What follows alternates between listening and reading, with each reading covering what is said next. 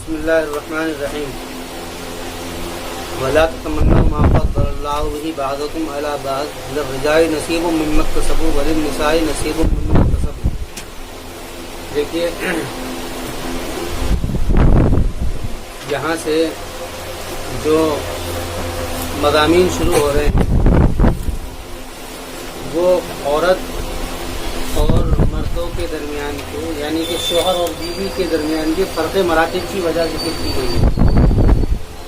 اس کی وجہ کیا ہے کہ اللہ رب العزت نے ان کے اندر فرق مراتب کیے ہیں۔ ایک بات تو یہ ہے، دوسری بات یہ ہے کہ شادی کرنے سے میاں بیوی کے واسطے سے ایک خاندانی ادارہ وجود میں آتا ہے۔ خاندانی ادارہ وجود میں آنے کا مطلب یہ ہے ایک معاشرہ ڈیولپ ہوتا ہے اور ایک خاندان بنتا ہے جس کو پریوارک زندگی کہا جاتا ہے۔ اور یہ ادارہ ایسا ہے کہ اسی ادارے کے اوپر سارے معاشرے کی بنیاد ہے۔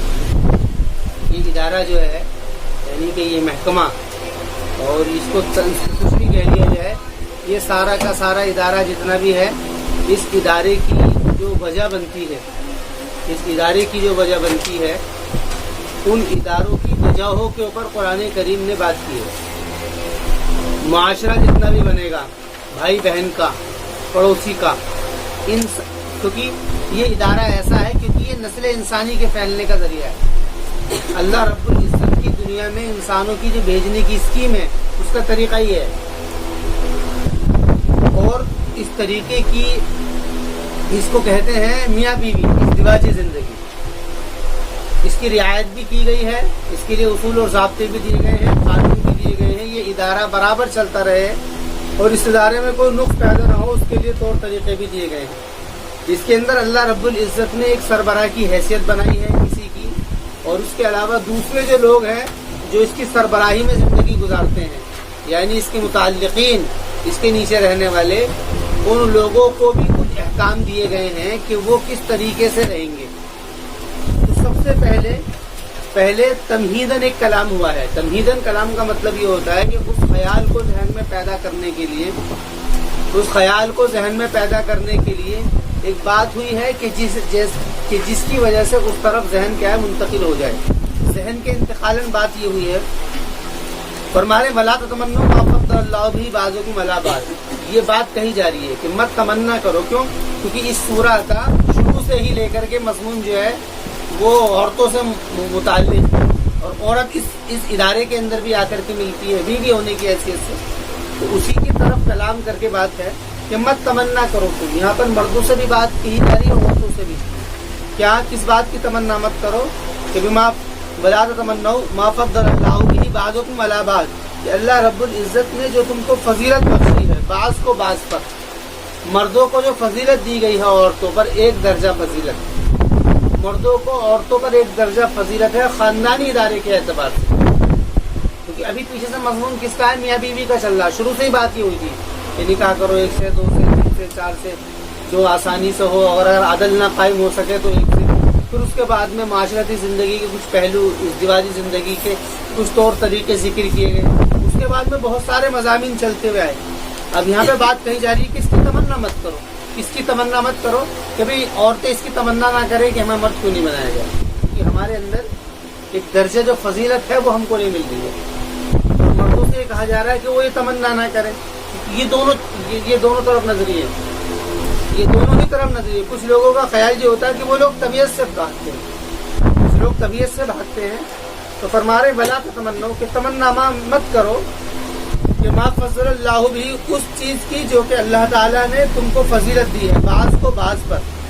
فرما رہے للرجال نصیب مما اکتسبوا، کہ مردوں کے لیے عمل کے بارے میں فرما رہے کہ کچھ اختیاری غیر اختیاری چیزیں ہیں، اس کے اندر تمنا نہ کی جائے۔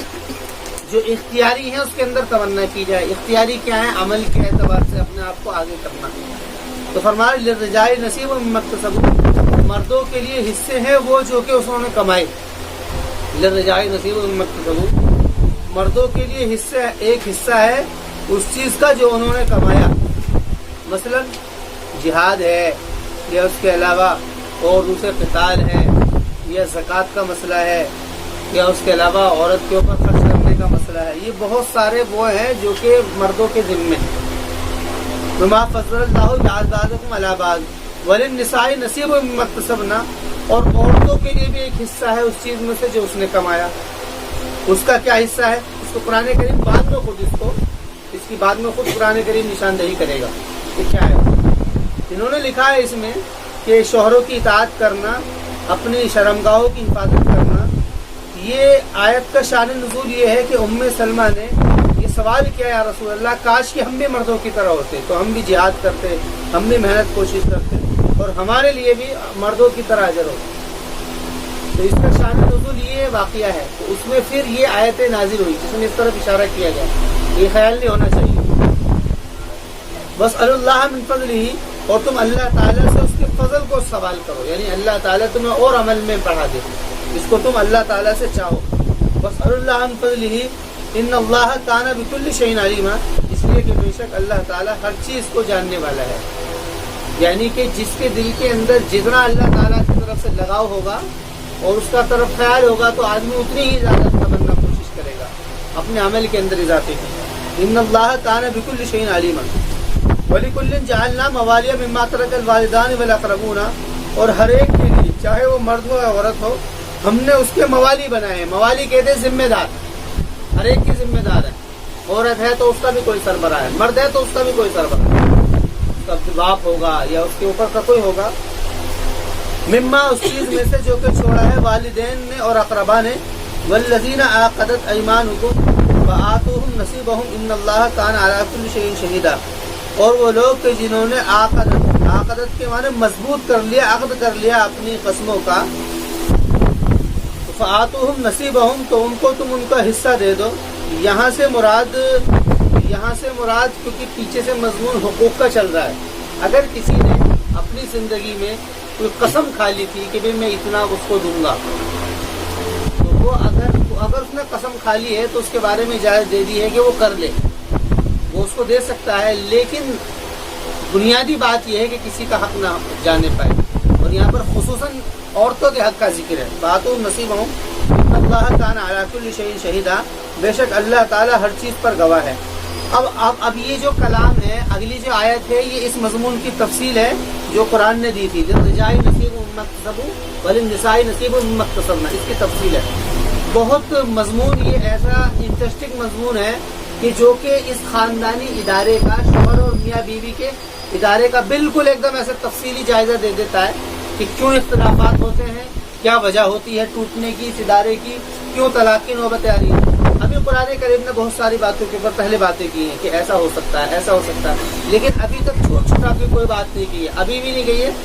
اب یہاں پر وہ ہدایات دے رہا ہے، اصول دے رہا ہے کہ کیسے اس خاندانی ادارے کو بچایا جا سکتا ہے۔ دیکھیے پہلے فرمائیے الرجال قوامون علی النساء، کہ الرجال قوامون علی النساء، کہ مرد جو ہیں قوامون کے معنی آتے ہیں کھڑا ہونا، یہ قائم صحیح ہے، لیکن جب اس کا صلہ اعلیٰ آتا ہے تو اس کے معنی آتے ہیں نگرانی کرنا ہے، نگراں، ذمہ دار، سربراہ، امیر، حکمراں، یہ سارے معنی اس کے ہو جاتے ہیں جب اس کے صلے میں اعلیٰ آتا ہے، ورنہ اس کے لفظی معنی کھڑا ہونا۔ اب اس کے صلے میں اعلیٰ آیا ہے تو اس میں سے کوئی سا بھی ترجمہ لے لیا جائے گا، سربراہی کا ترجمہ لے لیا جائے گا، ذمہ دار کا ترجمہ لے لیا جائے گا۔ تو الرجال قوامون علی النساء، مرد جو ہیں وہ عورتوں پر سربراہ ہیں، ذمہ دار ہیں۔ بما فضل، اب اس کی وجہ ذکر کی ہے کہ ایسا کیوں ہے، سربراہی کی وجہ کیا ہے؟ سربراہی کی دو وجہ ذکر کی ہیں، ایک اختیاری، ایک غیر اختیاری۔ غیر اختیاری کو پہلے ذکر کیا ہے، بما فضل اللہ بعضهم علی بعض۔ غیر اختیاری کا مطلب یہ ہے کہ جو انسان کے اپنے قبضے میں نہ ہو، اپنے ہاتھ میں نہ ہو۔ تو پہلی وجہ تو یہ ہے کہ وہ مرد ہے، بما فضل اللہ بعضهم علی بعض، کہ وہ مرد ہونے کی وجہ سے، یہ اللہ تعالیٰ کی طرف سے تمیز کی گئی ہے کہ کسی کو مرد بنایا، کسی کو عورت بنایا، اس کے اندر کسی کا کوئی دخل نہیں ہے۔ تو پہلی سربراہی کی جو فضیلت کی وجہ ہے وہ ہے بما فضل اللہ بعضهم علی بعض، یعنی مرد ہونا، پہلی بات۔ دوسری بات اختیاری ہے، وہ کیا ہے؟ یعنی کہ تفضیل کی وجہ علم ہے، عقل ہے، ولایت، یہ ساری چیزیں جو ہے مردوں میں ایک ہونا عورتوں کے مقابل میں زیادہ ہوتی ہے۔ وبما انفقوا من اموالہم، اور دوسری وجہ جو ہے اختیاری ہے، وہ اختیاری کیا ہے؟ جو مرد خود بخود اپنے لیے چنتا ہے، نکاح کر کے، یعنی اگر اس نے نکاح کر لیا تو پھر کیا ہوگا، اس کے اوپر اس کے بیوی کے اخراجات، اس کے نان نفقے، اس کے رہن سہن کے، وہ سارے کے سارے اخراجات اس کے اوپر لاگو ہو جاتے ہیں۔ تو دوسری وجہ اختیاری ہے، وَبِمَا أَنفَقُوا مِنْ أَمْوَالِهِمْ، اور وہ اس چیز کی وجہ سے جو کہ وہ خرچ کرتے ہیں اپنے مالوں میں سے۔ یہاں پر اس طرف اشارہ کر دیا ہے کہ ذمہ داری جتنی بھی ہے مال کے خرچ کرنے کی یا بیوی کو اٹھائے پھرنے کی، رات میں کوئی پریشانی بیماری حاری ہوگی تو ذمہ دار کون ہوگا؟ سوال کس سے کیا جائے گا؟ آدمی سے کیا جائے گا۔ بچے کو کوئی تکلیف ہوتی ہے تو آدمی سے پوچھا جائے گا، گھر کے اندر کوئی پریشانی ہوتی ہے تو آدمی سے پوچھا جائے گا، اور اگر کوئی نقصان ہوتا ہے تو بھی آدمی سے پوچھا جائے گا۔ کیونکہ اس کی حیثیت سربراہی کی ہے کہ بھائی تم کو سربراہ ذمہ دار بنایا گیا تھا، یہ کمی کیوں آئی؟ معاشرہ بھی اسی طرف ہے، کیونکہ طبیعت میں بات ہے، جو چیز بات طبیعت میں، اب اس کے خلاف جتنے بھی اشکالات ہوتے ہیں، جب بات بگڑ جاتی ہے تو پھر طبیعت کی طرف ذہن لوٹ جاتے ہیں۔ جب بات بگڑ جاتی ہے، کیونکہ ذہن جب ڈپریشن میں آتا ہے تو پھر پورا ذہن جو ہے وہ طبیعت کی طرف لوٹ جاتا ہے، طبیعت کی طرف۔ تو جب اس کے اندر بگاڑ ہوتا ہے تو طبیعت کے سب کی طبیعت کیا ہے وہ اصل طرف لوٹ جاتی ہے۔ سب سوال مردوں سے کرتے ہیں، بھائی ایسا کیوں ہوا، ایسا کیوں ہوا؟ جب تک نہیں ہے بہت سارے اشکالات ہیں کہ بھائی ایسا کیوں ہے، ایسا کیوں ہے، لیکن جب کوئی معاملہ بگڑ جاتا ہے تو طبیعت حقیقت کی طرف پلٹ جاتی ہے۔ تو سوالات مردوں سے ہوتے ہیں، کیوں؟ کیونکہ طبیعت میں یہ بات ودیت کر دی گئی ہے کہ خاندانی ادارے کا حکمراں سربراہ ہوگا۔ ایک کمپنی ہم نے بنائی ہے، یہ بھی ایک ادارہ ہے، یہ بھی ایک کمپنی ہے، یہ بھی ایک یعنی کہ یہ ایک تنظیم ہے، اس کے اندر ایک حیثیت ایک کو حیثیت سربراہ کی دی جائے گی، دوسرے کو حیثیت یعنی رعایا کی دی جائے گی۔ اب ان کے کچھ اصول اور ضابطے دیے جائیں گے، اصول ضابطے مردوں سے کہا جا رہا ہے کہ دیکھو ہم نے تمہیں فضیلت دی ہے۔ دوسری بات یہ کہی جا رہی ہے کہ تمہارے ذمے ہے کہ ان کے اوپر خرچ کرو، یہ بات تو اس طرف تو بات یہ کہہ دی۔ آگے اس طرف کیا کہا ہے؟ اس طرف سے مراد بیوی، ان سے کہا گیا فالصالحات قانتات حافظات للغیب بما حفظ اللہ۔ یہ صفت ہے عورت کی بیوی ہونے کے بعد میں۔ پہلے 3 صفاتیں قرآن نے ذکر کی تھی عورت کے لیے۔ اگر کسی عورت کو منتخب کیا جائے گا اور اس کے انتخاب کے اندر وہ وجہ کیا بنے گی کہ جس کی بنیاد پر عورت کو دیکھا جائے کہ یہ نکاح کے قابل ہے، نکاح کے قابل تو ہر ایک عورت ہے، یعنی کہ تعین کے اندر، تمیز کے اندر۔ تو قرآن کریم نے اس کے اوپر مضمون جو پیش کیا تھا وہ کیا تھا 28 نمبر آیت کے اندر یہ مضمون پیش کیا تھا، اور یہ محسنات غیر مصافحات ولا متخذات اخدان، یہ 28 نمبر صورت میں یہ بات شروع کی تھی۔ اب چونکہ اس عورت کا سلیکشن ہو چکا ہے بیوی ہونے کے اعتبار سے، تو اب اس کے اندر کیا صلاحیتیں ہیں جو اس کے اندر ہونی چاہیے اس ادارے کو باقی رکھنے کے لیے؟ یہ ادارہ جو باقی رہے گا، میاں بیوی کا ادارہ، اس کے اندر وہ کیا صلاحیتیں ہونی چاہیے؟ پہلا تو یہ سلیکشن ہے، انتخاب ہے، بیوی ہونے کا کس حیثیت سے کیا جائے گا۔ اب بیوی ہو گئی ہے تو اب اس کے اندر کیا وہ صلاحیتیں ہیں جو ہونی چاہیے جس سے خاندانی ادارہ بنا رہے؟ اس کے اوپر اس سورہ کے اس کے اوپر یہاں پر بات اس طریقے سے ہے کہ فالصالحات قانتات حافظات للغیب بما حفظ اللہ۔ پہلی وجہ بیان فرمائیے نیک، صالحات کہتے ہیں، صالحات بنا ہے صلح سے، صالحات بنا ہے صلح سے، اس کے معنی آتے ہیں آپس کا جو برتاؤ ہے وہ اچھا ہونا، صلح، یہ خود ظاہر ہے اس کے معنی۔ تو صلح اس کے لفظی معنی یعنی کہ صلح یعنی آپس میں ہم مزاجی، یعنی کہ نا اتفاقی کا نہ ہونا، آپس میں پیار محبت کا ہونا۔ پہلی بات یہ عورت سے خطاب ہے، پہلی بات تو یہ ہے کہ وہ اس کا مظاہرہ کرے اپنے شوہر کے لیے۔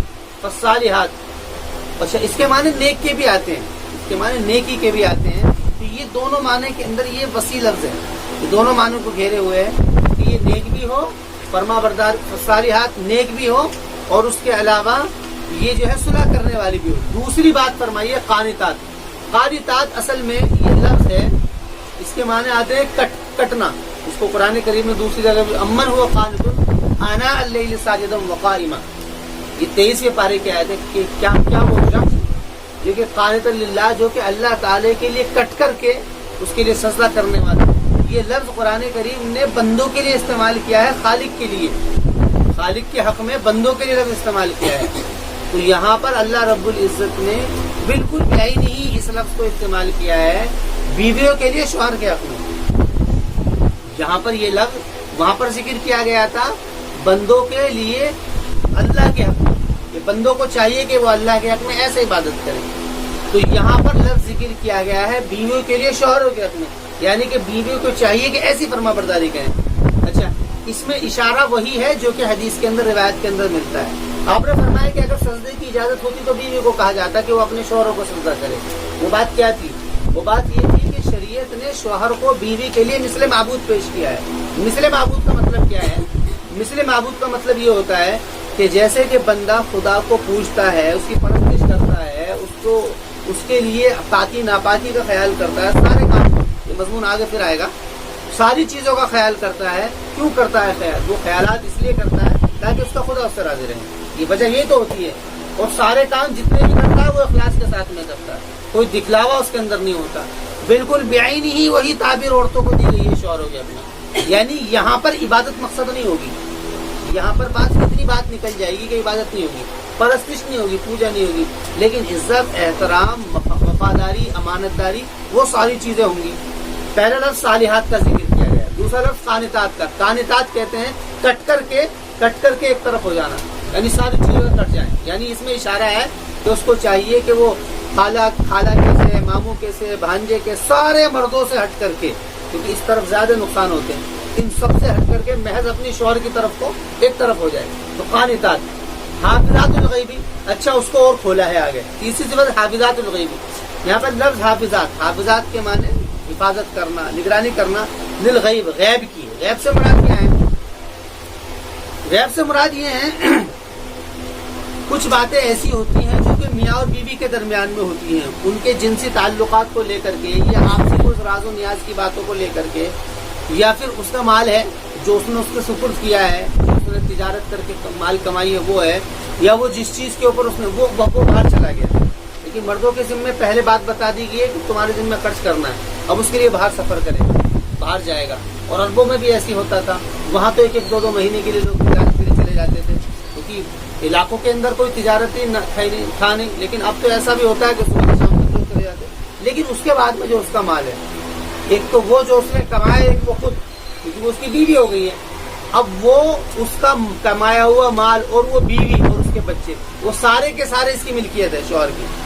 اب اس کے اوپر ذمہ داری، اس کی نگرانی کون کرے گا، اس کی حفاظت کون کرے گا، یا وہ کچھ راز و نیاز کی باتیں جو میاں اور بیوی کے درمیان کی ہے، یہ ساری کی ساری ذمہ داری اسی عورت سے کی جائے گی.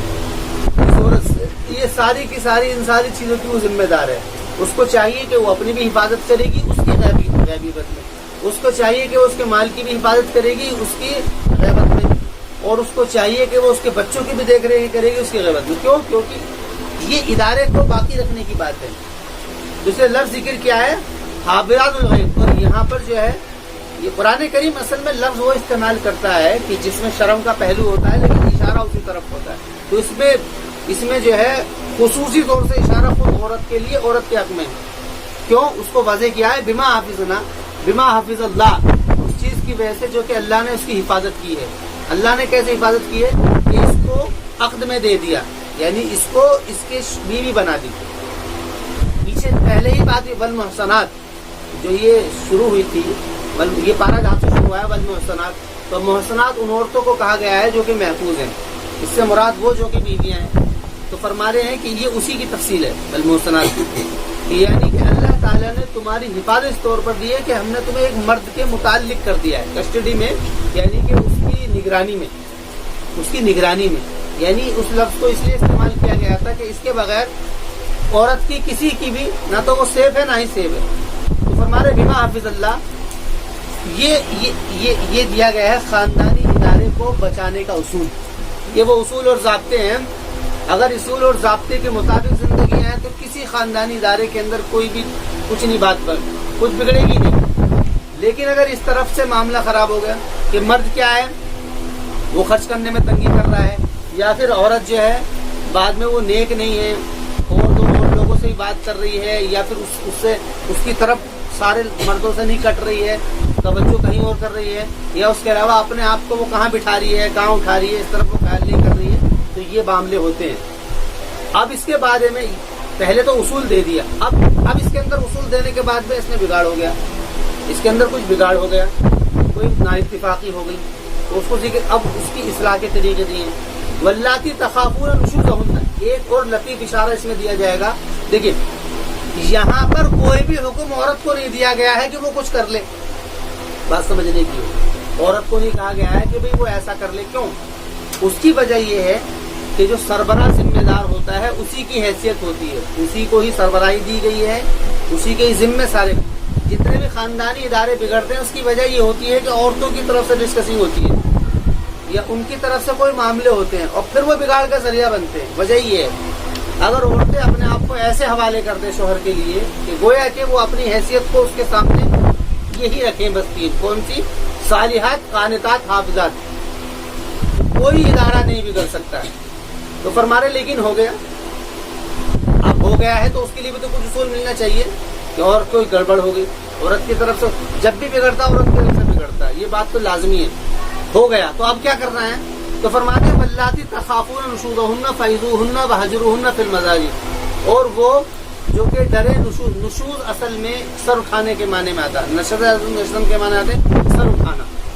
यहाँ पर इशारा है, यहाँ पर इशारा है यानी कि अपने सरबराह के खिलाफ चलना।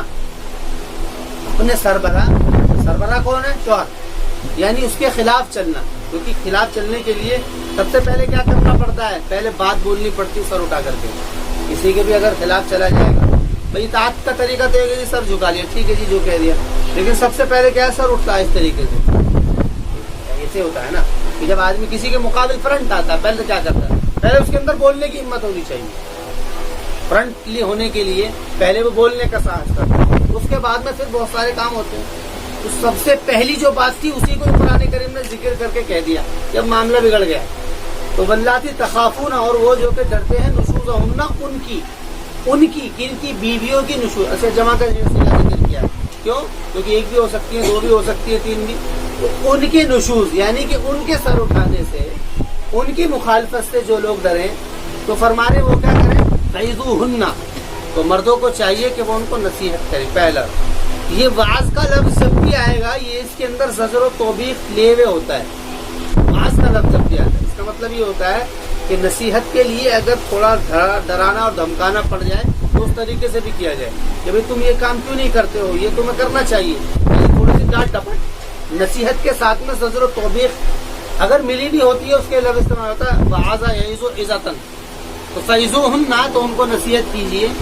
एक तो तरीका ये दिया। दूसरा तरीका दिया है बेतकल्लुफी का, वहजुरूहुन्ना फिल मज़ाजी, उनको उनके बिस्तरों में अलग कर दो। हजर के माने आते हैं अलग करना, छोड़ देना। हाजरा छोड़ने वाली, हाजरा को हाजरा कहा जाता है।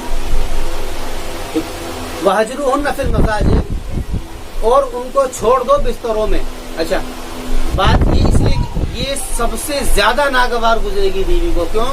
क्योंकि यहाँ पर क्या हो रहा है कि शोहर ने उससे इतनी बेइल्तिफाती की है, यानी इससे कहते बिल्कुल अलग थलग हो गया, इसको कहते हैं अलग थलग हो जाना। अच्छा, इसमें जो है बिस्तर का जो लफ्ज जिक्र किया गया है, क्योंकि ये बिस्तर का लफ्ज इसलिए है क्योंकि आमतौर से यहाँ पर ये दोनों रहते हैं, मिलते हैं एक दूसरे से, उसी को बुनियादी बात को कह करके यहाँ पर हर तरीके से ताल्लुकात को खत्म करना मकसद है। यानी उसको चाहिए, शोहर को चाहिए कि उससे ताल्लुकात खत्म करना। वहजुरूहुन्ना फिल मज़ाजी, और उनको छोड़ दे वो बिस्तरों में। उसके बाद में तीसरी तरीका बताया वज़रिबूहुन्ना, और उनको मारे। यहाँ पर वज़रिबूहुन्ना का लफ्ज है, यहाँ पर इसकी तफसीर रिवायत के अंदर हुई है कि ऐसी मार की जिससे निशान न पड़े।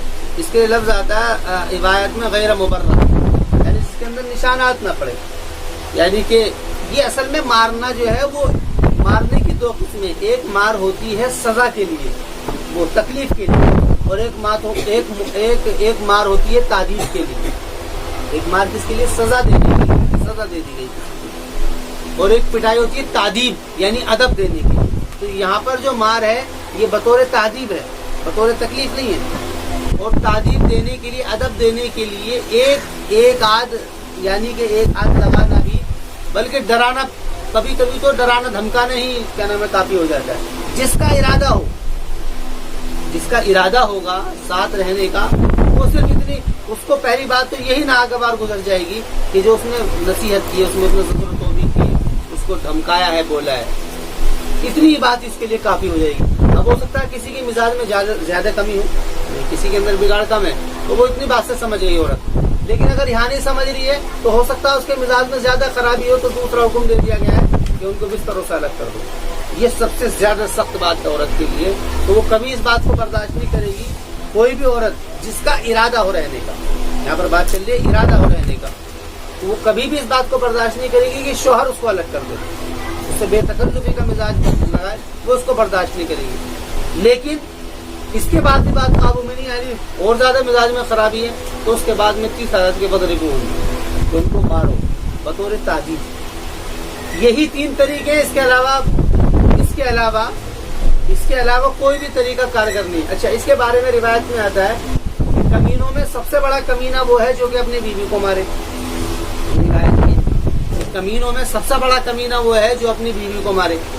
यहाँ पर मारने से वो मारना मुराद है जो कि पकड़ के बिल्कुल धो दिया एकदम, और क्या नाम है सारे बिल्कुल कहते हैं कि बिल्कुल तोड़ करके डाल दिया, वो वाला मारना। यहाँ पर मारना बतौर तादीब है, क्योंकि पीछे से बात चलती भी आ रही है। बात क्या चलती भी आ रही है कि भाई फैदूहुन्ना वाहजुरूहुन्ना और वज़रिबूहुन्ना, ये तीनों लफ्ज जिक्र किए गए हैं।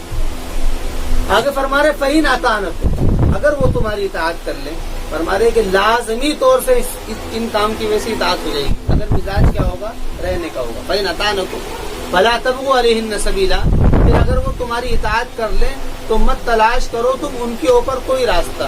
रास्ते से मुराद ये है कि फिर तुम मुखालफत करने लगो या लोगों को बिठाने लगो या उसकी बुराई करने लगो, तो ऐसा मत करना। फला तबगू अलैहिन्ना सबीला इन्नल्लाह कान अलिय्यन कबीरा। क्यों? क्योंकि अल्लाह ताला ने तुमको जो है जिम्मेदार की हैसियत दी है, मगर उससे भी बड़ा कौन है? अल्लाह है। इन्नल्लाह काना, कि बेशक अल्लाह ताला अली, अली के माने बड़ा, कबीर बहुत बड़ा है, यानी कि किसी के ऊपर वो जुल्म बर्दाश्त नहीं कर सकता है। यहाँ पर ये दोनों सिफातें जिक्र की हैं। अब फरमा रहे हैं उसके बाद में कि जी बात नहीं बनती, ऐसा भी हो सकता है बात नहीं बनती, अब क्या करेंगे? लेकिन तलाक का भी तक जिक्र नहीं है, शुरू से लेकर के यहाँ तक मजमून आ गया है। ये मेरे ख्याल से ये जो है आयत तकरीबन 35-36 आयतें हो गई हैं, अभी तक तलाक का कोई जिक्र नहीं। ये बात आती है ना सामने की, जी वो तो बस तलाक को बोल रहा है, अभी तक तलाक का लफ्ज ही नहीं दिया है। 36 आयतें आ गई हैं, इनके अंदर बस बोलता है कि ऐसा तो नहीं है कि तुमने कहीं मुहर्रमात में तो शादी नहीं करी, मुहर्रमात के तफसील दी, कहीं तुमने सिलेक्शन में तो गलती नहीं करी, कहीं तुमने उसके बाद में वो औरत ऐसे तो नहीं है कि इससे हट गई है, हट गई है तो तरीके दे रहे हैं कि ऐसे करो। अब फरमा रहे हैं कि बात जो है खानदानी इदारे के अंदर नहीं हो पा रही, मियाँ बीवी नहीं कर पा रहे हैं, ये सारे काम कर लिए हैं या नहीं करे हैं, वो चाहते नहीं है, एक दूसरों से इतनी ज्यादा बेइल्तिफाती है। तो उसके बाद में फरमाया है वइन खिफ्तुम शिकाक बैनिहिमा, और अगर डरो तुम अपने दरमियान शिकाक, शिकाक के माने फटन, ये शिकाक ये एक तरीके से फटन की एक चीज जुड़ी हुई है बिल्कुल इस तरीके से। अब उसके अंदर बीच में कहते हैं ना टेढ़ आ गई, टेढ़ फटन, हमारे उर्दू जबान में उसके लिए टेढ़ का लफ्ज है, मतलब ये दोनों एक ही चीज थी लेकिन बीच में क्या है क्रैकिंग आ गई, तो इसने दोनों को अलग कर दिया, तो वही लफ्ज इस्तेमाल किया शिकाक। यानी ये दोनों मियाँ बीवी हैं, दोनों एक साथ है, मोहब्बत के साथ में रहते, लेकिन इनके दरमियान में एक टेढ़ आ गई, बीच में एक फटन आ गई। उसकी वजह क्या बनी, उसकी वजह जो भी हो, तो फरमा रहे कि अगर ऐसा हो जाए वइन खिफ्तुम शिकाक बैनिहिमा, तो फिर क्या करना है? फबातु हकमन मिन अहलिही व हकमन मिन अहलिहा, तो तुम भेजो एक हकम, यानी कि कुछ आदमी किस हकमन, ये यहाँ पर क्या है, ये तनकीर का सीगा है, तनकीर नकरा है, यानी कुछ हकम, यानी कुछ लोगों को शोहर की तरफ से फबासु हकमन मिन अहलिही व हकमन मिन अहलिहा, और कुछ लोग किसकी तरफ से हो, बीवी की तरफ से हो, तो पंचायत बिठाना छोड़ देते हैं। यहाँ पर लफ्ज हकम कह करके इस तरफ इशारा कर दिया है कि आदमी समझदार हो, सूझबूझ वाले हो, ऐसे ना हो कि अलग तब किसी भी आदमी को उठा करके सिर्फ जज्बात की बुनियाद पर अपने भैये को, अपने उसको फलां को भेज दिया, तो जो इसी बात को नहीं समझेंगे कि भाई फैसला क्या करना है, बस वो जज्बात की बुनियाद पर बात बोलेंगे, कि ऐसे लोग ना हो, ऐसे लोगों जो इंसाफ की बात करें, इसलिए लफ्ज हकम इस्तेमाल किया है यहाँ पर। वरना इस्तेमाल क्या होता, वरना लफ्ज इस्तेमाल होता रजुलन मिन अहलिही व रजुलन, कुछ आदमी यहाँ से कुछ वहाँ से, रजुल का लफ्ज निकाल करके हकम इस तरफ इशारा है कि समझदार आदमी हो, जज्बाती ना हो। जज्बाती का मतलब ये है कि जो ये ना समझे कि नहीं बात क्या है, یا تو بیوی کی طرف سے جذباتی ہو گیا، عورت کی طرف سے تو وہ اسی کی گائے گا، یا شوہر کی طرف سے ہو گیا تو وہ اسی کی گائے گا. تو یہ ادارہ کیسے؟ پھر تو یہ تو مسئلہ خراب ہونا ہی ہے. تو طرف سے حکم کہا ہے، فَبَعَثُوا حَكَمًا مِّنْ أَهْلِهِ وَحَكَمًا مِّنْ أَهْلِهَا. تو بھیجیں کچھ حکم اس لڑکے کی طرف سے اور کچھ حکم عورت کی طرف سے، یعنی بیوی کی طرف سے. وَحَكَمًا مِّنْ أَهْلِهَا